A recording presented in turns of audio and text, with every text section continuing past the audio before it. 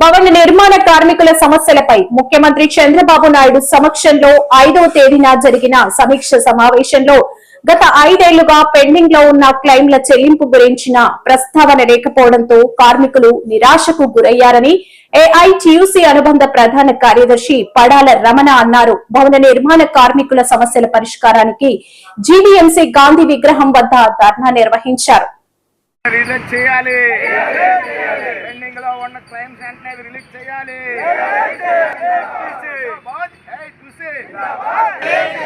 భవన నిర్మాణ కార్మిక సంక్షేమ బోర్డు వెంటనే అమలు చేయించాలి. భవన నిర్మాణ కార్మిక పిల్లలకు స్కాలర్షిప్లు ఇవ్వాలి. భవన నిర్మాణ కార్మికుల ఐక్యత, భవన నిర్మాణ కార్మికుల ఐక్యత. Andhra Pradesh building construction workers union రాష్ట్ర ప్రధాన కార్యదర్శి ఏఐటియుసి ఈరోజు ప్రధానంగా రాష్ట్ర వ్యాప్తంగా ఇవాళ అన్ని జిల్లాల్లో మండల అలాగే జిల్లా కలెక్టర్ కార్యాలయం వద్ద మా నిరసనను ఆవేదనను రాష్ట్ర ప్రభుత్వానికి తెలియజేయాలని చెప్పి నిర్ణయం చేసి అందులో భాగంగా ఇవాళ విశాఖపట్నం కలెక్టర్ గారికి మీ ద్వారా ఇప్పుడు ధర్నా అనంతరం మేము వివరణ కూడా ఇవ్వతాం. ముఖ్యంగా భవన నిర్మాణ కార్మికుల సంక్షేమ చట్టం అనేది ఇక్కడ గతంలో అమలయ్యేది, కానీ అమలయ్యేదాన్ని గత జగన్మోహన్ రెడ్డి ప్రభుత్వం వచ్చిన తర్వాత పూర్తిగా నిర్వీర్యం చేసి ఆ నిధులన్నింటినీ కూడా ఇతర అవసరాలు వాడుకున్న సందర్భంలో వీధుల్లోకి ఎక్కినటువంటి భవన నిర్మాణ కార్మికులందరికీ అండగా ఉంటామని చెప్పినటువంటి కూటమి ప్రభుత్వం అధికారులకు వచ్చి 2 ఏళ్ల తర్వాత కూడా మా వేదన అర్థం చేసుకొని ఈ నెల 5వ తేదీన ఒక సమీక్ష సమావేశం నిర్వహించారు. మేమందరివి ముఖ్యమంత్రి గారు ఒక మంచి నిర్ణయం తీసుకుంటారు, గతంలో ఉన్న ప్రభుత్వం చేసినటువంటి నిర్ణయాల కన్నా భిన్నంగా మరిన్ని మెరుగైన సౌకర్యాలు కార్మికులకు అందిస్తారని చెప్పి ఆశించాం. కానీ ఇవాళ ఆశించినటువంటి కార్మికుల కళ్ళల్లో కారం కొట్టే విధంగా ప్రభుత్వం కొన్ని చర్యలు చేపట్టింది. వాటిని మేము తీవ్రంగా ఖండిస్తా ఉన్నాం. ఎందుకంటే భవన నిర్మాణ కార్మికుల సంక్షేమ చట్టం ఇవాళ కొత్తగా వచ్చింది కాదు.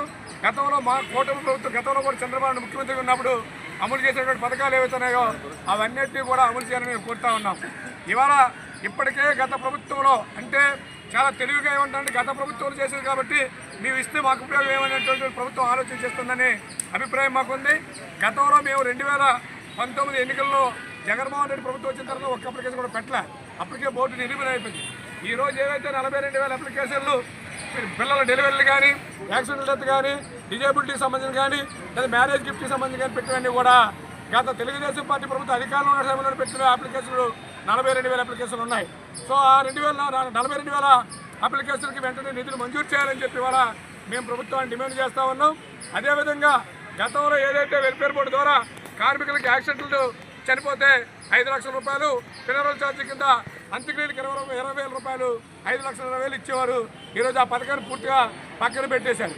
అదేవిధంగా ప్రమాదవశత్తు గాయపడి పనికి కానీ లేకపోతే అంగవైకల్యం పొందిన కార్మికుడికి పర్సంటేజ్ పెట్టి బోర్డు ద్వారా కొంత ఆర్థిక సహాయం అక్కడ ఉన్న పరిస్థితిని పెట్టి ఇచ్చారు. ఇప్పుడు అది కూడా ఎత్తేసారు. కేవలం డెలివరీ, మ్యారేజ్, సహజ మరణానికి 1,00,000 రూపాయలు అనేటువంటి పద్ధతిలో మాట్లాడుతూ ఇది ప్రభుత్వం మీరు ఇచ్చినటువంటి హామీని ఉల్లంఘించిన అవుతారు. మీరే కూటమి ప్రభుత్వం ఎజెండా పెట్టుకున్నారు. ఏమని చెప్పారు ఆ రోజు? గత ప్రభుత్వం జగన్మోహన్ రెడ్డి ప్రభుత్వం భవన నిర్మాణ నిర్ణయం చేసింది, మీ డబ్బులు మీకు ఇవ్వడానికి ఈ ప్రభుత్వానికి ఏంటి నొప్పి అని చెప్పి ప్రశ్నించినటువంటి పవన్ కళ్యాణ్ గారు ఇవాళ మీరు అధికారులు వచ్చి 2 ఏళ్ళు అయిన తర్వాత ఇవాళ సన్నాయి నొక్కుల్లోకి సగం కటికలు పెట్టి ఆశపడ్డ కార్మికుల కళ్ళలో కారం కొట్టడం దుర్మార్గమైన చర్య. కాబట్టి ఏదైతే భవన నిర్మాణ కార్మిక సంక్షేమ చట్టం ఉందో చట్టంలో పొందుపరిచిన అన్ని అంశాలని అమలు చేయాలని చెప్పి ఏఐటీసీగా డిమాండ్ చేస్తూ ఉన్నాం. గౌరవ ముఖ్యమంత్రి గారికి వినయపూర్వకంగా మేము తెలియజేసేది ఏంటంటే ఇవాళ భవన నిర్మాణ కార్మికుల సంక్షేమ బోర్డులో ఉన్నటువంటి డబ్బుల్ని భవన నిర్మాణ కార్మిక ప్రయోజనాలు ఖర్చు పెట్టాలని సుప్రీంకోర్టు ఆదేశాలు ఉన్నప్పుడు కూడా అది పక్కలో పెట్టి ఇవాళ అనవసరమైన ఖర్చుల పేరుతో ఇవాళ ప్రచారం కోసమని లేకపోతే స్కిల్ డెవలప్మెంట్ పేరుతో ఇప్పటికే 90 కోట్ల రూపాయలు వాడేశారు మీరు. కాబట్టి వెంటనే గత ప్రభుత్వంలో తీసుకున్నటువంటి డబ్బుల్ని ఈ ప్రభుత్వం బోర్డుకి జమ చేయండి. మీకు